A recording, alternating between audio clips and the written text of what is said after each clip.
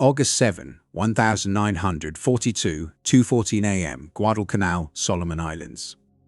At the early hours of dawn, the first units of the U.S. Marine Corps' 1st Division began landing on Beach Red, armed with weapons that would profoundly disrupt Japanese tactical expectations. Amid the standard rifles and sidearms, a number of Marines carried Winchester Model 12 shotguns, pump-action firearms whose lethality in close-quarters combat was far beyond what Japanese planners had anticipated. As darkness still clung to the coastline, Marines pressed inland toward their first objective, encountering Japanese defensive positions along the Lunga River. These opening skirmishes immediately exposed a severe misjudgment in Japanese preparation. The Imperial Army had focused on long-range rifle engagements, training soldiers for bayonet assaults and sword combat in close quarters. They had not accounted for weapons like the American shotgun, which could discharge multiple rounds as fast as a Marine could operate the pump, a capability that would upend established assumptions about Pacific combat. On Guadalcanal, roughly 2,200 Japanese troops were about to face a weapon whose effectiveness in confined, jungle-dense terrain, night operations and cave combat was unparalleled. The Winchester Model 12 had earned a controversial reputation long before the Pacific Campaign. During World War I, earlier shotgun variants had been so effective in trench warfare that the German government lodged a formal complaint on September 15, 1918 via Swiss diplomatic channels, claiming the use of shotguns violated Article 23E of the Hague Convention by inflicting unnecessary suffering.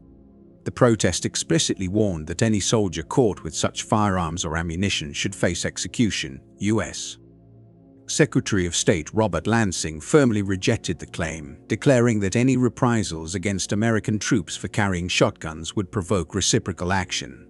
As a result, no American soldier was executed for using the weapon, and its deployment continued. By 1942, the Model 12 had undergone significant adaptations for military use. Originally introduced in 1912 as a civilian hunting shotgun, the military variant known as the M12 trench gun featured a shorter 20-inch cylinder bore barrel compared to the longer 26 to 30-inch barrels of civilian models. It also incorporated a perforated metal heat shield and a bayonet mount. Crucially, it retained the design's original trigger mechanism, which lacked a disconnector, allowing so-called slam firing. This feature, deliberately included by Winchester engineers, enabled Marines to hold the trigger down and cycle the While civilian users rarely utilized this capability, military trainers immediately recognized its tactical significance. The mathematics of combat changed dramatically with this weapon. Each 12-gauge shell contained 9 double-aught buckshot pellets, and a Marine using the slam fire method could discharge 6 shells in under 3 seconds.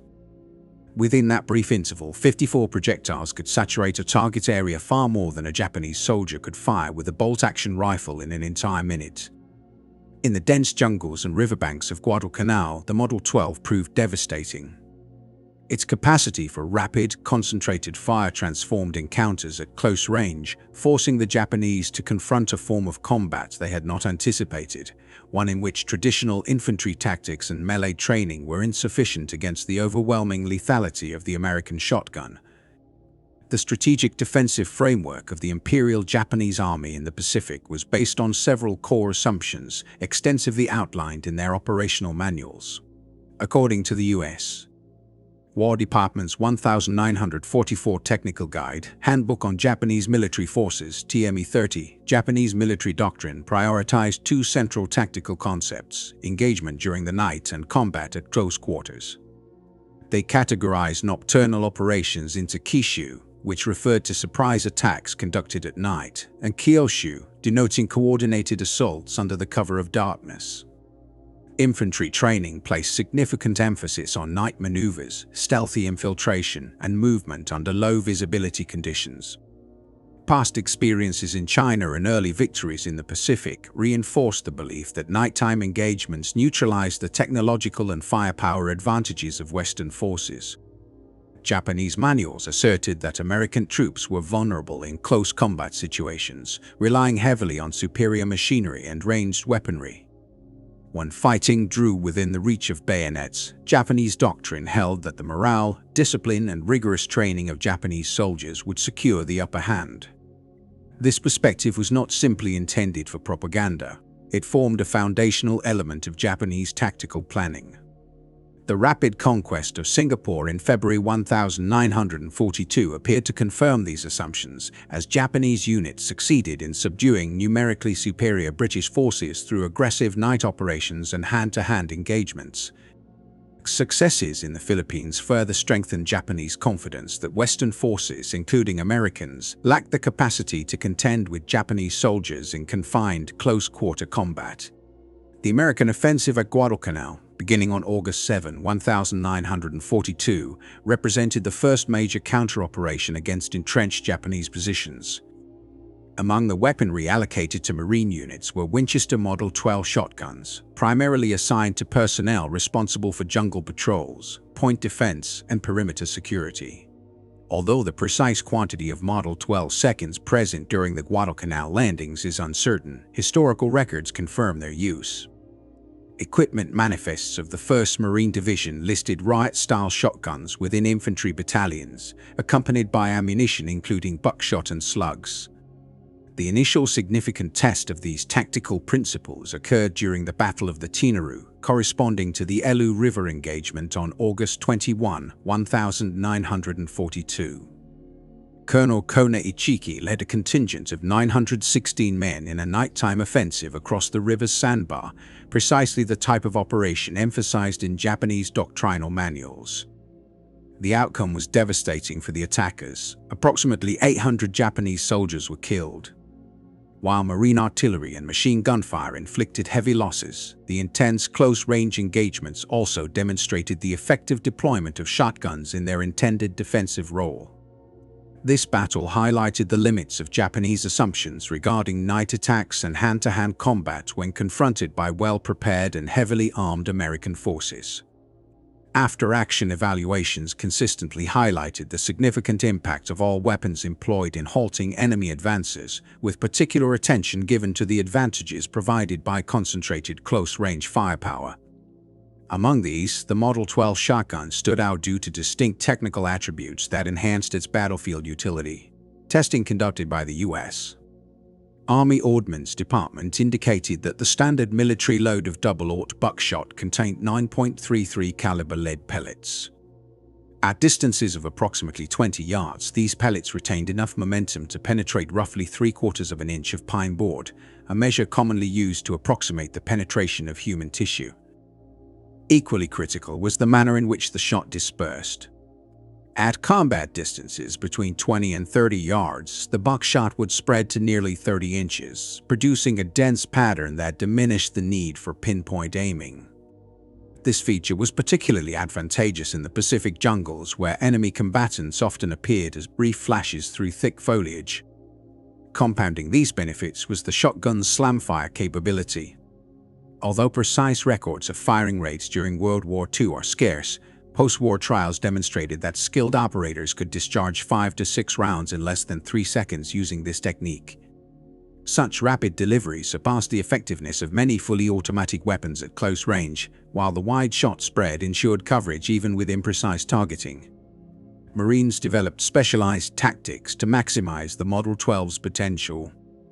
Training protocols emphasized firing at ground level when defending against infiltrators attempting to crawl into defensive positions, taking advantage of buckshot ricochets off hard surfaces. In dense jungle terrain, personnel were trained to respond to auditory and visual cues rather than waiting for fully visible targets, relying on the shotgun's inherent spread to compensate for fleeting or partially obscured threats. By 1942 to 1943, as units accrued experience in combat, the use of shotguns had become more refined and deliberate. These firearms proved especially effective in recurring tactical scenarios within the Pacific theater. During the New Georgia operation, conducted from June through August 1943, shotguns were frequently issued to lead scouts on jungle patrols. The immediate high-impact firepower they provided allowed pointmen to react swiftly to ambushes, potentially neutralizing multiple adversaries with a single discharge. In nocturnal defensive setups, shotguns were prioritized for countering stealthy intrusions. Japanese forces often employed small teams attempting to penetrate lines under cover of darkness, relying on silence and edged weapons. Marines equipped with shotguns could establish overlapping fields of fire, creating zones of near-impenetrable defense. The weapons were also highly effective in what was termed jungle lane shooting, a tactic for clearing pathways through dense vegetation where enemies might be concealed. The dispersing buckshot not only disrupted foliage but also increased the likelihood of striking hidden opponents, simultaneously improving visibility and denying cover. Across these engagements, the Model 12's combination of widespread lethality, rapid firing potential, and adaptability to challenging terrain made it a uniquely valuable asset in close-range jungle warfare, shaping both individual tactics and broader unit-level strategies. During the Central Pacific Campaign, American forces encountered a significant shift in Japanese defensive strategy, the extensive use of fortified caves. Starting with the Battle of Tarawa in November 1943 and continuing in successive operations, Japanese defenders increasingly abandoned linear fortifications in favor of intricate cave networks and reinforced bunkers. By the time of the assault on Peleliu on September 15, 1944, Colonel Kuno Nakagawa had orchestrated a highly sophisticated system of underground defenses. The island's jagged coral ridges were riddled with natural caves, which Japanese engineers had expanded into fortified positions. These structures were specifically designed to endure naval shelling and aerial bombardments, rendering conventional long-range tactics largely ineffective. Clearing them required direct close-quarters engagement. In this context, the Model 12 shotgun emerged as a particularly suitable weapon. Marines devised specialized methods for neutralizing cave positions that leveraged the shotgun's spread and impact. Typical procedures involved firing a few rounds into the cave mouth, allowing the pellets to ricochet along interior surfaces. The resulting dispersion produced a storm of lead within confined spaces, which Marines noted often had a more profound psychological effect than physical damage. Surviving Japanese defenders described the experience as disorienting and terrifying, with the ricocheting projectiles creating an eerie metallic cacophony seemingly coming from all directions. The invasion of Saipan on June 15, 1944 demonstrated further refinement of these techniques. Facing a Japanese force of approximately 31,000 under Lieutenant General Yoshitsugu Saito, American troops encountered extensively reinforced positions that reflected lessons learned from earlier battles. Marine units organized specialized shotgun teams for close-in assaults. These squads typically included 2 shotgun operators, 1 supporting machine gunner, and 1 or 2 riflemen equipped with grenades. Operating as highly mobile assault units, these teams proved especially effective against bunkers and other fortified positions. Saipan also saw the deployment of varied ammunition types. While double-aught buckshot remained the standard for close-range engagement, Marines incorporated solid slugs for longer-distance precision and small birdshot rounds to strip foliage, revealing hidden enemy positions. On July 7, 1944, the island experienced the largest Japanese banzai charge of the war, involving between 3,000 and 4,000 troops. Although machine guns and artillery inflicted the majority of casualties, the chaotic hand-to-hand fighting allowed shotguns to play a decisive role, their multiple projectile spread proving invaluable in the melee of night combat. The campaign culminated in the Battle for Iwo Jima from February 19 to March 26, 1945, where Japanese defensive ingenuity reached its peak under General Tadamichi Kuribayashi. Over 1,500 caves, interconnected by 11 miles of tunnels, created an intricate and highly resilient network. Kuribayashi had analyzed American tactics from previous engagements and deliberately designed features to frustrate them. Entrances were angled to prevent straight-line attacks, multiple exits reduced the risk of entrapment, and internal chambers were staggered to minimize the effectiveness of explosives and flamethrowers. Even in these conditions, Model 12 shotguns remained a critical asset. Marines adapted further by employing skip shooting, bouncing buckshot off tunnel walls to strike enemies around corners. Additionally, The use of white phosphorus shells increased, producing both lethal effects and dense smoke that forced Japanese soldiers from their positions. These innovations underscored the combination of tactical adaptation and weapon versatility that characterized the final stages of the Pacific Island campaigns. During the Battle for Okinawa, the Japanese defenders, numbering around 21,000, were methodically reduced through intense close-quarters combat. Of these, only 216 were captured alive, most of whom were incapacitated by wounds or unconscious at the moment of surrender. The fighting at locations such as Iwo Jima underscored the ongoing utility of firearms like the Model 12 shotgun in clearing fortified positions at short range, even as mechanized warfare dominated the broader conflict. The amphibious invasion of Okinawa, launched on April 1, 1945, represented the largest such operation in the Pacific theater. Commanding the Japanese forces, General Mitsuru Ushijima oversaw approximately 100,000 troops entrenched within the most elaborate defensive system yet assembled in the Pacific.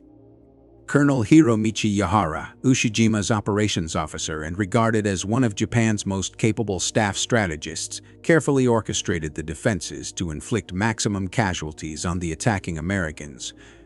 By this stage of the war, both the Japanese and American forces had adapted lessons from over 3 years of combat across the Pacific. Japanese units abandoned the suicidal banzai charges that had characterized earlier battles and instead relied on prepared defensive positions.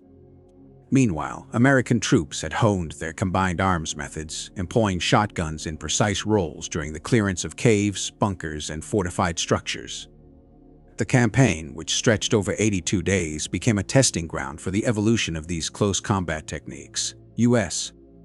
forces developed what were colloquially termed blowtorch and corkscrew strategies. Flamethrowers served as the blowtorch to suppress and flush out defenders, while explosives and short-range weapons like shotguns acted as the corkscrew to penetrate and eliminate fortified positions. The historical record of the Model 12 shotgun's production and deployment reveals a more nuanced picture than popular accounts suggest. Winchester Company records, examined by historian Herbert G. Howe, indicate that only 61,014 new Model 12 shotguns were produced during the entirety of World War II. An additional 19,027 were refurbished or repaired by the company, contributing to misunderstandings about the total number of weapons in circulation. These shotguns were not limited to the Marine Corps but were distributed across all branches of the U.S. military. The Army Air Forces used them to defend airfields and aircraft, while the Navy deployed them for shipboard security and landing party missions. Given the scale of the armed forces numbering around 12 million, the relatively small production of Model 12 shotguns meant that they were allocated to specialized roles rather than issued widely. Units likely to encounter intense close-quarters combat, such as Marine Rifle Companies, Army Assault Squads, and security detachments, were prioritized to receive these weapons. In contrast, ammunition for the Model 12 was far more plentiful. Military contracts ensured that millions of shotgun shells were available, providing ample supply for both training and battlefield operations. Standard military loads consisted of buckshot with slug rounds and smaller shot sizes reserved for specific tactical applications. Assessing the Model 12's true battlefield impact requires careful examination of operational records, combat reports, and first-hand accounts. Its limited numbers meant it was a specialized tool, yet in the hands of trained units it played a critical role in the brutal, close-range encounters that characterized the final stages of the Okinawa campaign. Reports analyzing combat in the Pacific theater repeatedly highlighted the specialized utility of shotguns while also noting their inherent constraints. Across numerous engagements, certain patterns of effectiveness emerged, demonstrating that these firearms offered decisive advantages in narrowly defined circumstances. In dense jungle environments, shotguns proved invaluable for reacting to ambushes. Their wide shock dispersion allowed soldiers to strike multiple targets quickly, compensating for the difficulty of aiming in thick undergrowth. Immediate close-range firepower often determined survival in sudden encounters, making shotguns a favored tool for small unit actions in these conditions. Nighttime operations further underscored the shotgun's role in defensive scenarios. The unmistakable sound of pumping a shotgun served as a psychological deterrent, while the broad shot pattern increased the likelihood of hitting infiltrating enemies when visibility was severely limited. In defensive perimeters, particularly during night watches or base security, these weapons often turned potential breaches into failed assaults. Shotguns also demonstrated a unique advantage in confined areas such as caves, bunkers, and fortified positions. The tendency of buckshot to ricochet within enclosed spaces amplified their impact, frequently driving enemy forces from positions even when direct hits were infrequent. This combination of psychological pressure and physical damage made shotguns a reliable choice for clearing entrenched positions. During the final stages of assaults, when combat distances fell below approximately 25 yards, shotguns often outperformed bolt-action rifles and even some early automatic weapons. Their concentrated fire at such close quarters delivered a lethality unmatched by longer-range firearms. Nevertheless, these weapons were not without significant drawbacks. Their effective range rarely exceeded 50 yards, leaving operators vulnerable to conventional rifle fire at medium or long distances. Ammunition was comparatively heavy and bulky, limiting how much a soldier could carry, and the weapons themselves demanded regular maintenance due to the corrosive effects of salt-laden tropical air. Japanese forces attempted a variety of countermeasures in response to the threat posed by American close-quarters weapons, as revealed through captured documents and post-war interrogations. Some units experimented with rudimentary body armor, including bamboo and wooden plates designed to absorb or deflect buckshot. While these measures offered partial protection, they were cumbersome and could not prevent serious injuries to exposed areas. Defensive tactics were also adjusted. Positions were dug deeper, decoy emplacements were constructed to absorb initial attacks, and obstacles were used to keep engagements at ranges beyond shotgun reach. Despite these efforts, no fully effective counter emerged, largely due to material and industrial limitations. Japan could not match American firepower at any range, compelling Japanese soldiers to rely on tactics that often forced them into the very close-range confrontations where shotguns excelled, such as those involving the Model 12. The legal context surrounding shotguns also influenced their deployment. Germany's objections to their use during World War I set a precedent, but the United States dismissed these protests, affirming that shotguns were lawful instruments of warfare under international law. This decision carried into World War II, enabling the continued operational use of shotguns without international dispute. Despite the proven battlefield success of the Model 12 shotgun against Japanese troops, the Imperial Japanese government never issued a formal diplomatic objection to its use. This silence is striking, especially when contrasted with earlier historical protests over similar weapons. Several underlying reasons likely explain this absence. By the time American shotguns were demonstrating their full effectiveness in the Pacific theater, Japan's own military actions, particularly in China, had already violated numerous international treaties and wartime conventions. Any legal complaint would have exposed Japan to accusations of hypocrisy. At the same time, the broader diplomatic landscape was rapidly collapsing. Channels for protest were narrowing, and international norms were increasingly overshadowed by the realities of total war. Furthermore, when shotguns became a decisive tool in jungle and island combat, Japan was already facing overwhelming strategic losses. The momentum of the war had shifted irreversibly, leaving little incentive or leverage for legal objections. Importantly, shotguns occupied a distinct position in the laws of armed conflict. Unlike chemical weapons such as poison gas, which had been outlawed following the devastation of World War I, the shotgun remained a legally accepted infantry weapon. Even though chemical agents could have offered clear tactical advantages in cave systems and fortified tunnels, Japan refrained from their use in the Pacific. The shotgun, despite its brutal effectiveness at close range, did not violate established rules of warfare and therefore drew no formal condemnation. Recognizing the weapon's value, the United States Marine Corps developed specialized training programs centered on shotgun combat, informed directly by frontline experience.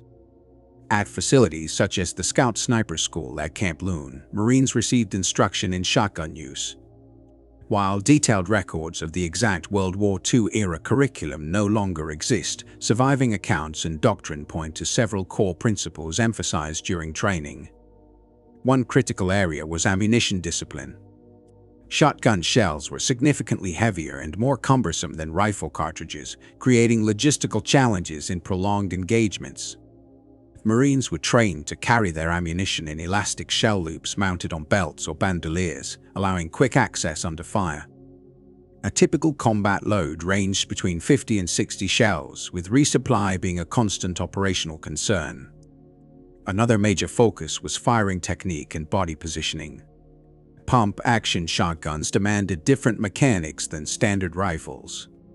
Marines practiced firing while moving, often from the hip, relying on instinctive point shooting rather than traditional sight alignment. Maintaining balance while rapidly cycling the action was essential, particularly in the uneven terrain of jungles and beaches. Target engagement doctrine also differed from rifle combat. Shotgunners were trained to neutralize the nearest threats first, sweeping fire across clustered enemies rather than fixating on individual targets. Given the natural pellet spread, speed and situational awareness mattered more than precision marksmanship. Weapon upkeep became a discipline in itself. The harsh Pacific environment characterized by salt air, fine sand, and relentless humidity was unforgiving to mechanical firearms. Even a well-built Model 12 could fail if neglected. As a result, Marines were instructed to clean and lubricate their weapons daily, with particular attention paid to keeping the action free of corrosion and debris. Among the major powers of World War II, the American embrace of the shotgun was unusual. Other nations approached close-quarters combat through different tactical lenses. British forces, for example, employed shotguns only sparingly, mainly for guarding prisoners or conducting niche operations. British infantry doctrine instead favored submachine guns, especially the Sten, which was inexpensive, compact, and well-suited for urban and confined fighting. The Soviet Union adopted a more industrial approach to close combat.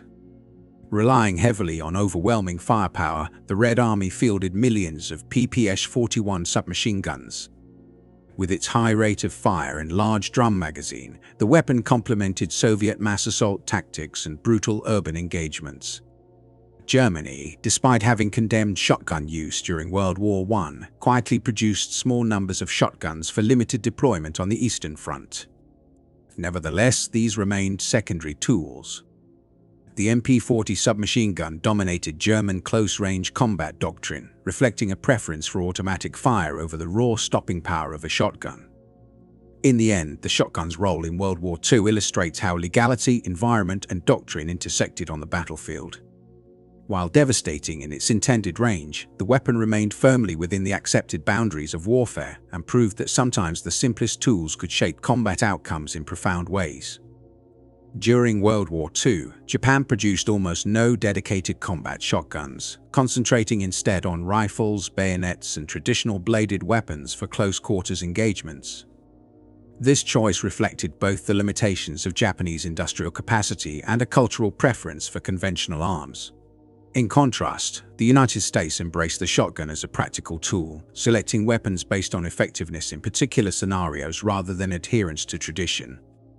The significance of the Winchester Model 12 can only be fully understood within the wider framework of American combat strategy in the Pacific theater.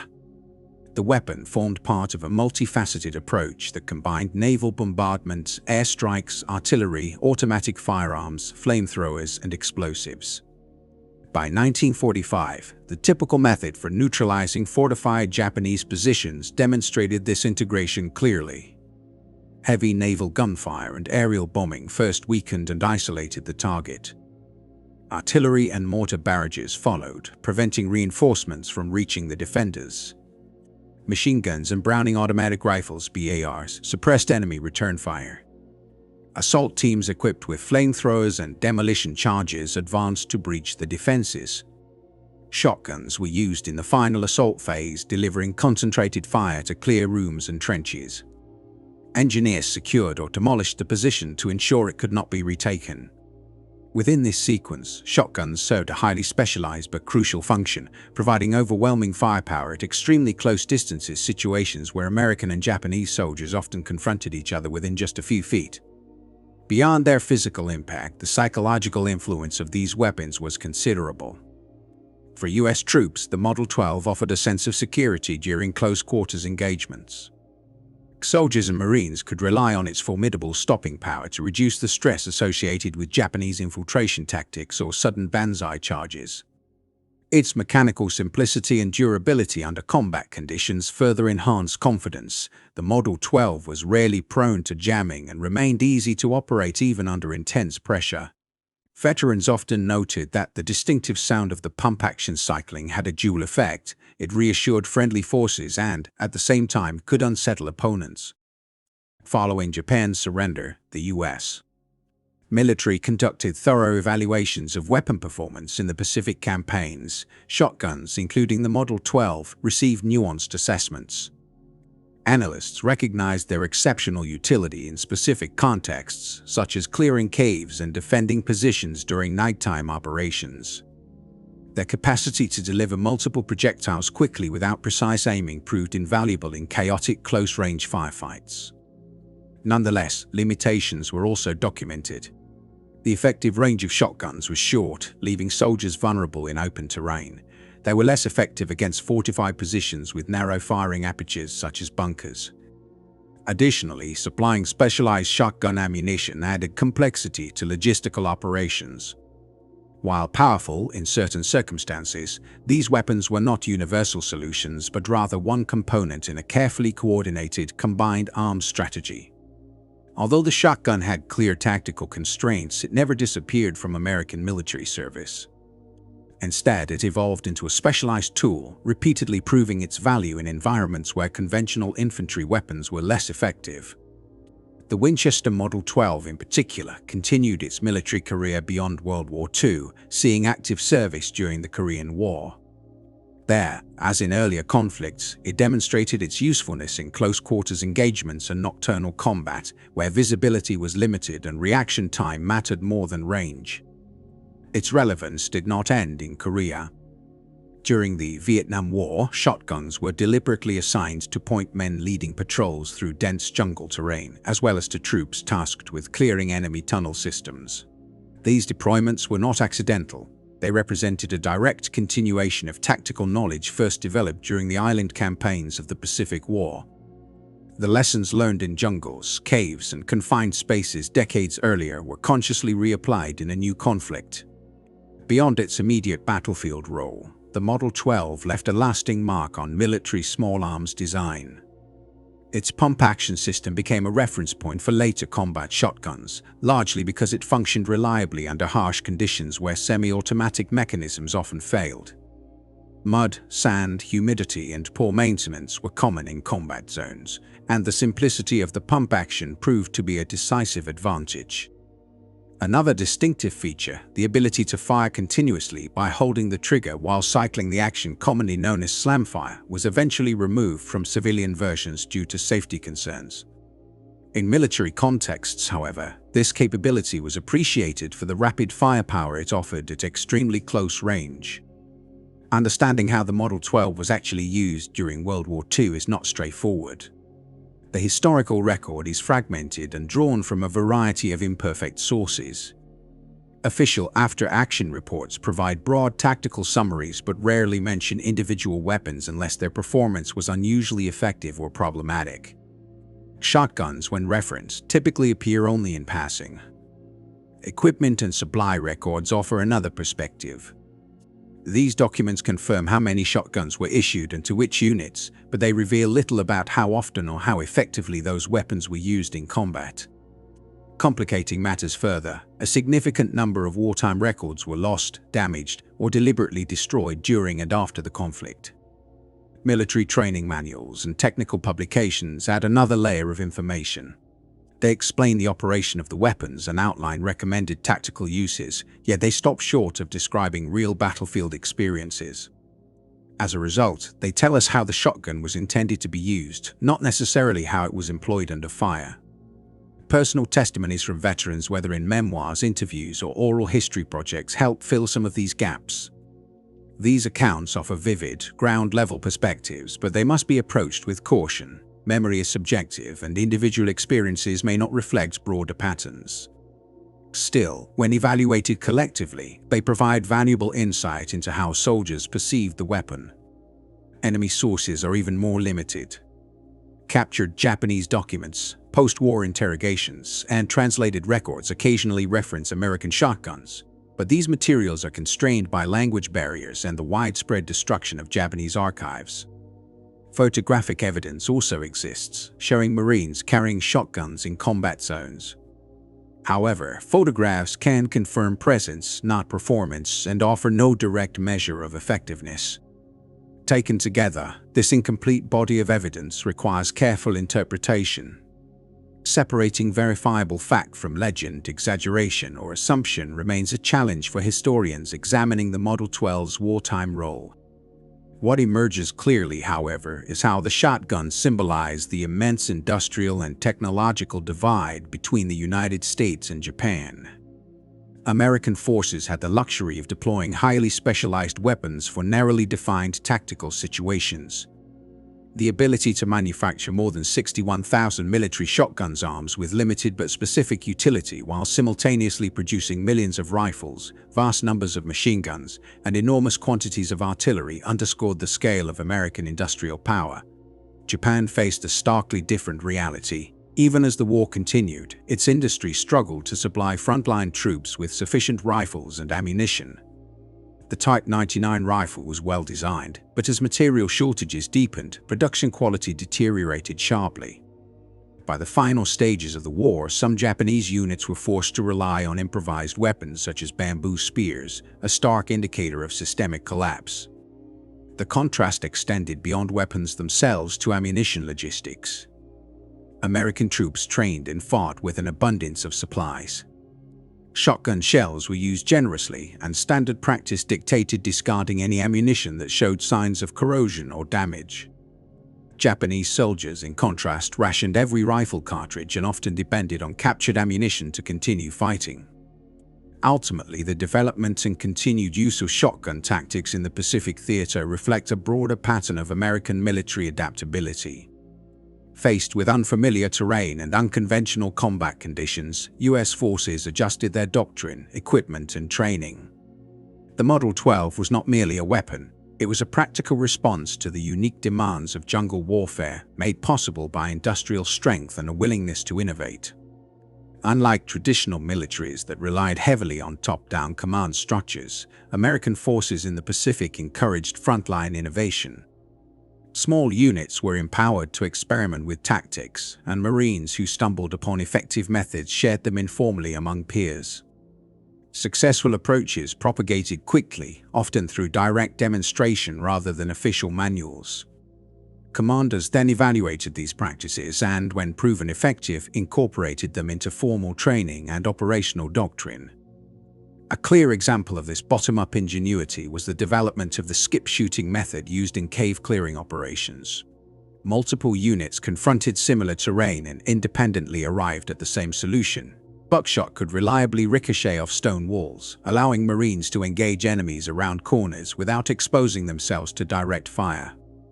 This technique, born from necessity and on-the-ground experimentation, gradually became standardized procedure. Similarly, the practice of alternating buckshot with slug rounds emerged directly from combat experience. Marines discovered that mixing ammunition types offered tactical flexibility against different targets without the need to swap weapons under fire. While these tactical innovations were significant, the broader outcome of the Pacific Campaign was shaped by strategic factors. American submarine operations severely disrupted Japanese supply chains, while sustained strategic bombing crippled industrial production. Control of the seas isolated Japanese garrisons on remote islands, and the eventual use of atomic bombs forced Japan's surrender without a full-scale invasion.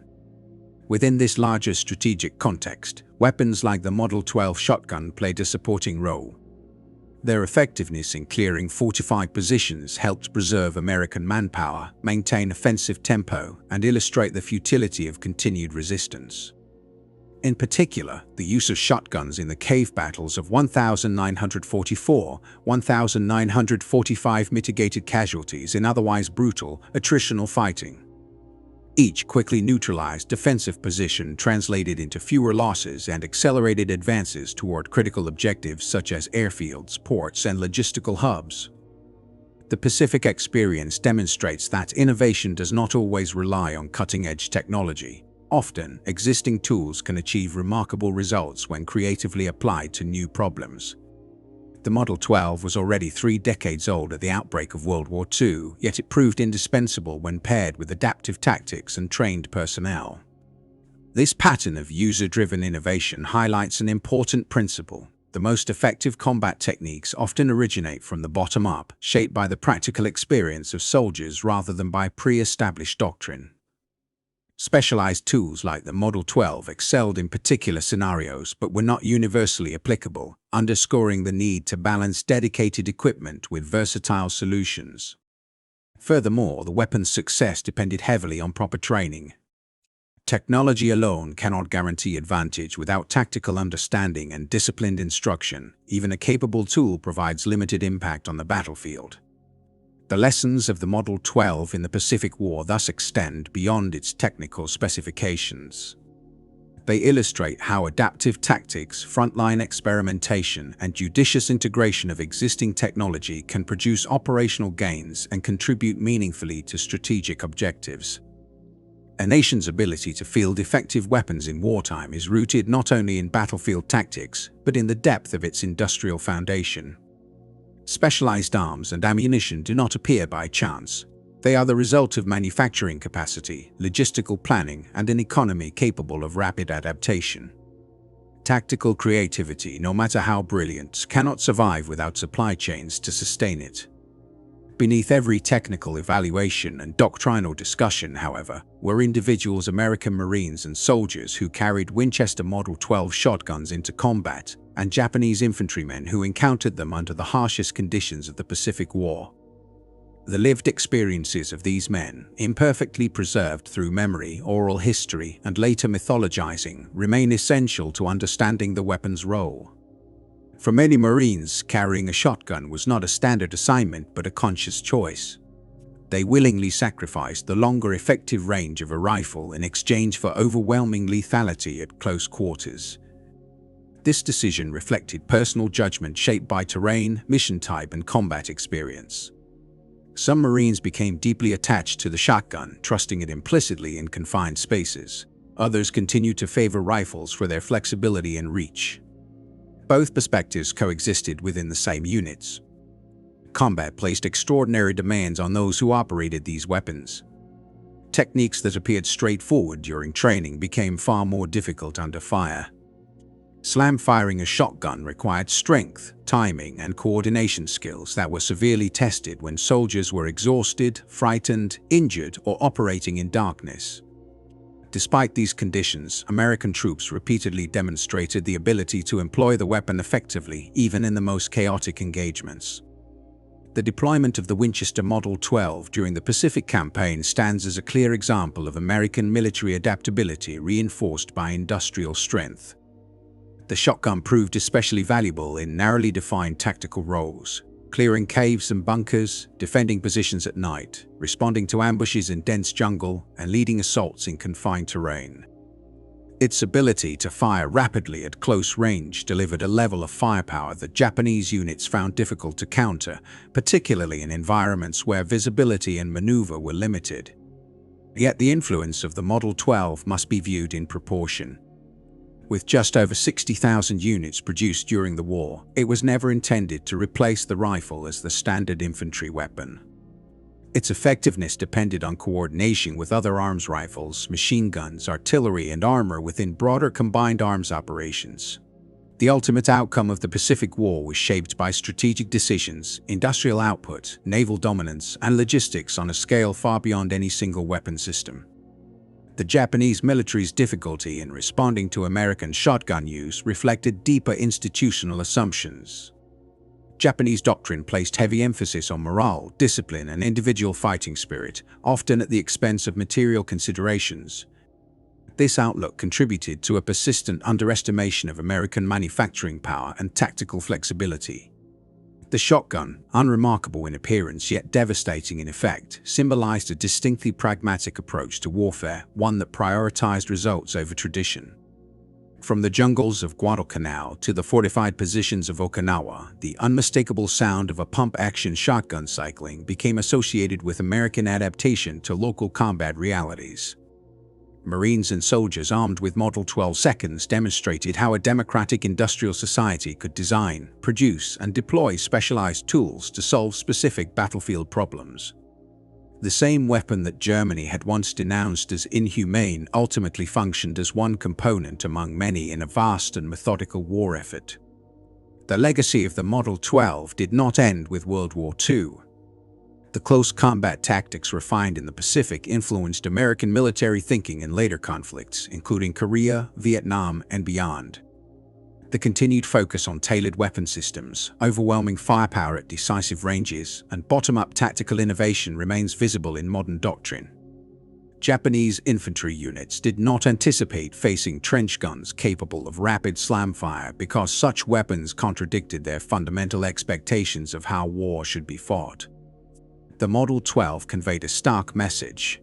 American forces would employ every effective means available, at any distance, refining technology through constant adaptation. In the unforgiving calculations of Pacific warfare, the shotgun contributed its share to the balance of American success. Ultimately, the significance of the Model 12 lies not in the weapon alone, but in what it represented. It embodied a willingness to adopt any tool that worked, to refine tactics through experience, and to apply industrial capacity directly to combat challenges. Those who faced it encountered an opponent that combined tactical ingenuity with material abundance, an adversary that approached war not only as an art but as a disciplined system for delivering decisive firepower and achieving victory.